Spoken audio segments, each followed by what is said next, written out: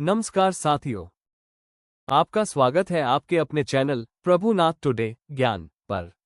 आज हम बात करेंगे उस विषय की जो हमारे संविधान की रीढ़ की हड्डी है, भारतीय संविधान के 5 स्तंभ।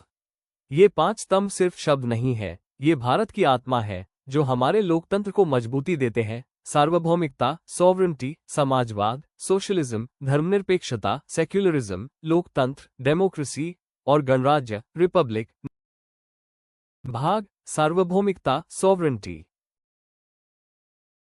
सार्वभौमिकता का अर्थ है भारत स्वतंत्र है, किसी विदेशी शक्ति के अधीन नहीं है। हमारे सारे निर्णय हमारे अपने लोग लेते हैं, चाहे वो कानून बनाना हो, रक्षा करना हो या विदेश नीति तय करना।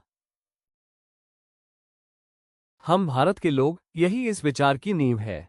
हम न किसी साम्राज्य के अधीन हैं, न किसी बाहरी शक्ति के नियंत्रण में। भारत का संविधान भारत के लोगों की इच्छा से चलता है। भाग समाजवाद, सोशलिज्म। समाजवाद का अर्थ है समाज में समानता, न्याय और अवसरों की बराबरी। ये शब्द 1976 के 42वें संशोधन के माध्यम से प्रस्तावना में जोड़ा गया था। इसका उद्देश्य है कि अमीर और गरीब, ऊंच नीच और भेदभाव की दीवारें टूटें। हर नागरिक को समान अवसर मिले, शिक्षा में, रोजगार में और जीवन के हर क्षेत्र में। भाग धर्मनिरपेक्षता, सेक्युलरिज्म।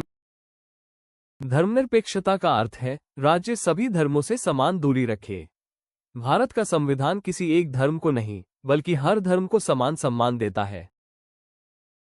हमारे देश में हर व्यक्ति को अपने धर्म को मानने, प्रचार करने और पालन करने की स्वतंत्रता है। यही वजह है कि भारत में विविधता में एकता है। लोकतंत्र, डेमोक्रेसी। लोकतंत्र यानी जनता का शासन, ये संविधान का सबसे जीवंत स्तंभ है। ये हमें बताता है ग्रेटर दैन, सरकार जनता के द्वारा, जनता के लिए और जनता की होती है। हर नागरिक को वोट देने का अधिकार है, अपनी सरकार चुनने का अधिकार है और अपनी राय खुलकर व्यक्त करने की स्वतंत्रता है। यही लोकतंत्र हमारे देश की धड़कन है। गणराज्य, रिपब्लिक। गणराज्य का मतलब है देश का सर्वोच्च पद वंशानुगत नहीं होता। भारत में कोई राजा या रानी नहीं है, बल्कि जनता द्वारा चुना गया व्यक्ति ही राष्ट्रपति बनता है। यानी सत्ता वंश से नहीं, संविधान से चलती है। यही गणराज्य की आत्मा है। निष्कर्ष, संविधान की रीढ़। दोस्तों, ये 5 स्तंभ हमारे संविधान के 5 मजबूत खंभे हैं जो भारत को स्वतंत्र, समान और एकजुट रखते हैं। अगर इन 5 स्तंभों की भावना को हर नागरिक समझ ले, तो भारत हमेशा लोकतंत्र का सबसे उज्जवल उदाहरण रहेगा। अगर आपको आज का वीडियो अच्छा लगा हो, तो इसे लाइक, शेयर और सब्सक्राइब करें आपके अपने चैनल प्रभुनाथ टुडे ज्ञान को बुक्स। अगली कड़ी में हम बात करेंगे संविधान के 5 स्तंभ, भाग 2, जहां हम जानेंगे कि कैसे इन सिद्धांतों को संविधान के अनुच्छेदों और नीतियों में लागू किया गया और समय के साथ क्या संशोधन हुए।